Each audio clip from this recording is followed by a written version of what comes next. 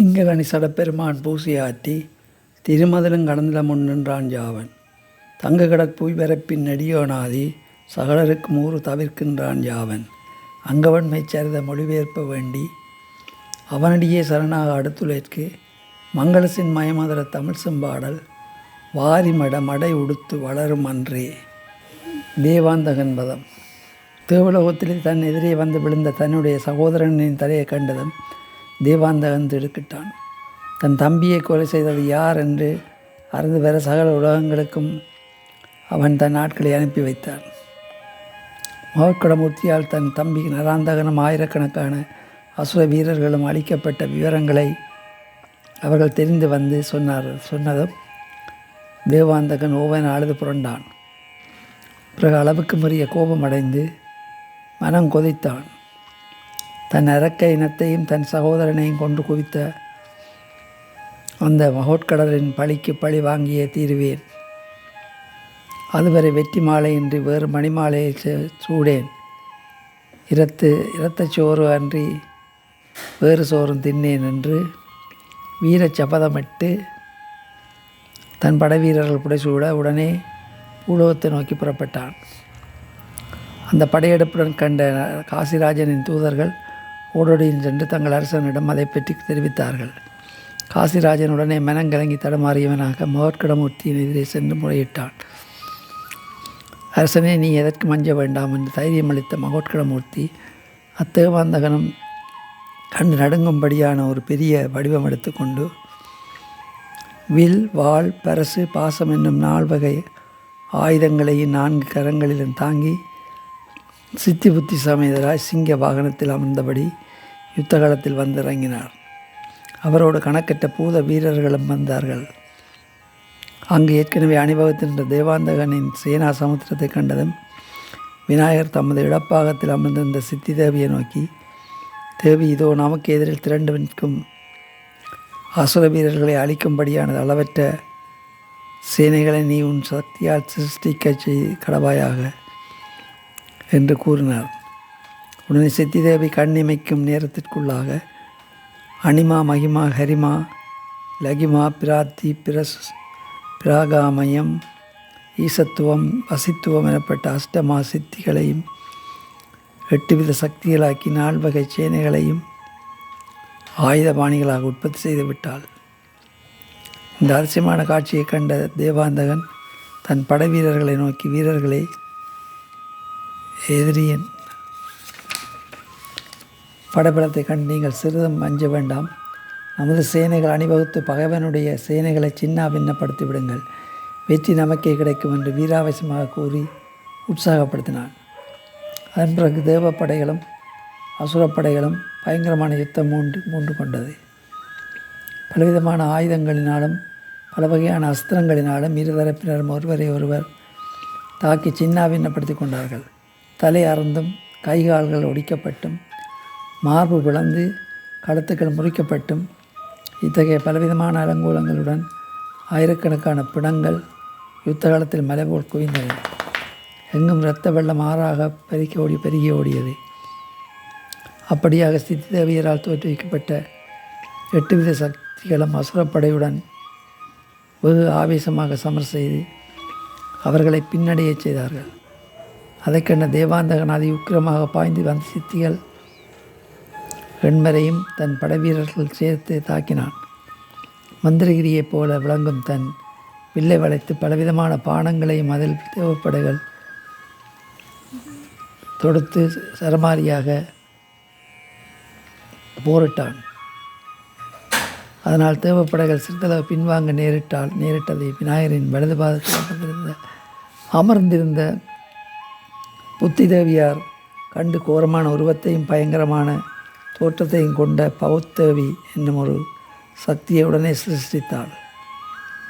அச்சக்தியை பார்த்து அதோ ஆணவத்தோடு நிற்கும் தெய்வாந்தகனையும் கடல் போன்ற அவனது சேனைகளையும் போரில் நாசம் செய்து அழித்து விட்டு வா என்று உத்தரவிட்டு அனுப்பினாள்.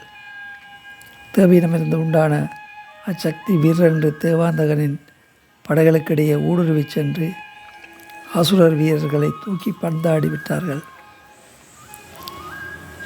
தேவேந்திரனின் படைகளில் ஒருவரையும் தப்ப விடாமல் நாசம் செய்து கடைசியில் அவனையும் எடுத்து தனது பிரம்மாண்டமான வாயில் போட்டு முள்நீரை போல விழுங்கியபடி தன் தலைவியாகிய புத்திதேவி அவளை புத்திதேவியை நோக்கி சென்றாள். அப்போது அழியா வரம் பெற்றிருக்கும் தேவாந்தகன் அவள் வயிற்றிலிருந்து சூட்சும வடிவம் எடுத்து வாயின் வழியாக வெளிப்பட்டு தன் அரண்மனைக்கு ஓடி வந்து சேர்ந்தான். அங்கு தன் தந்தையிடம் விரைந்து சென்று தனக்கு நேர்ந்த ஆபத்துகளை எல்லாம் எடுத்து கூறி, தந்தையை இனியாவது நான் போரில் வெற்றியடைய வேண்டுமென்றால் என் சத்ரு ஒரு நொடிப்பொழுதில் வெல்லக்கூடிய உபாயத்தை நீங்கள் தான் எனக்கு கூற வேண்டும் என்று கேட்டுக்கொண்டாள். அவன் தந்தையாகிய ரவுத்திரன் கேது சகலவிதமான மந்திரதந்திரங்களிலும் வல்லவனாவான்.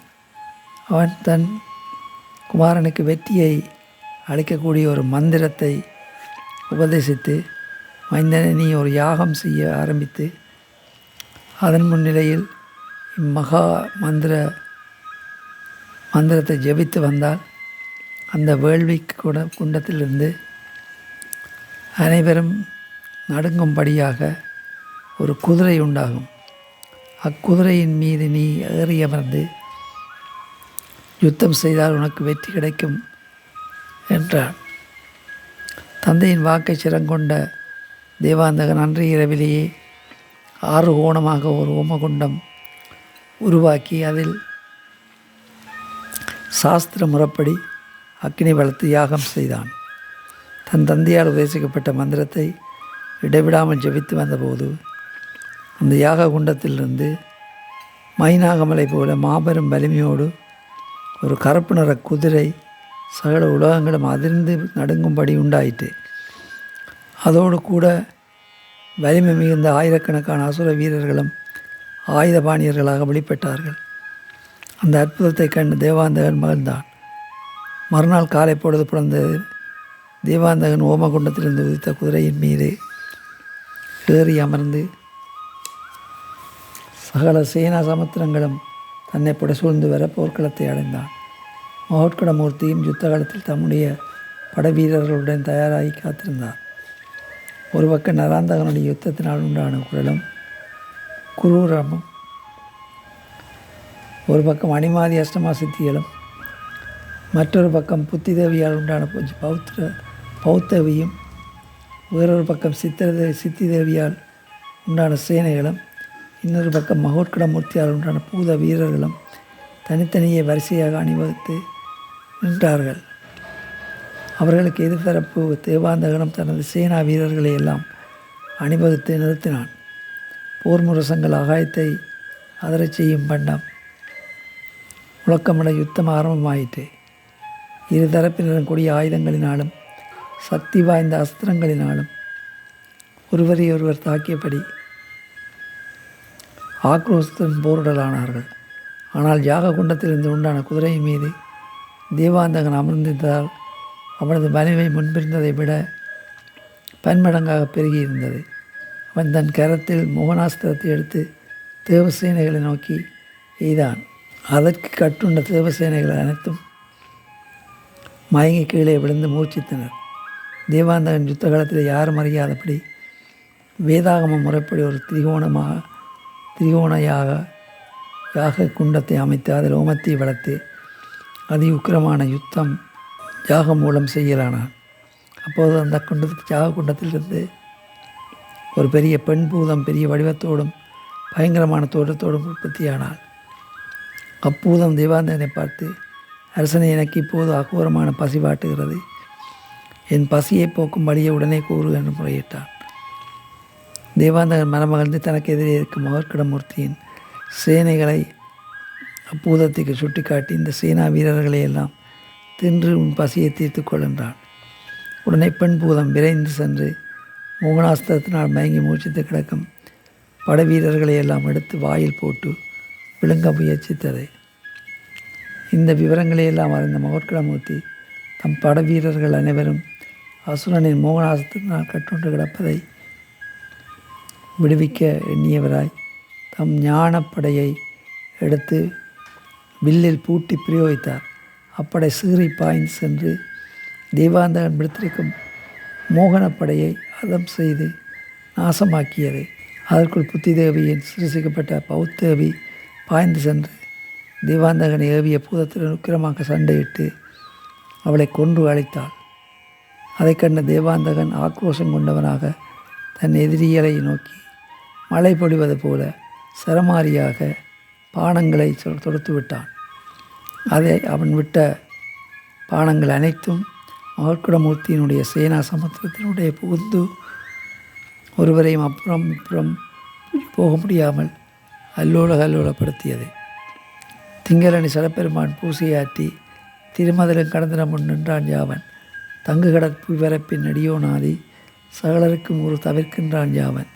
அங்கவன்மை சேர்ந்த மொழிபெயர்ப்பு வேண்டி அவனடியே சரணாக அடுத்துடைக்கு மங்களசின் மயமதுர தமிழ் செம்பாடல் வாரிமடம் அடையுடுத்து வளரும் அன்று.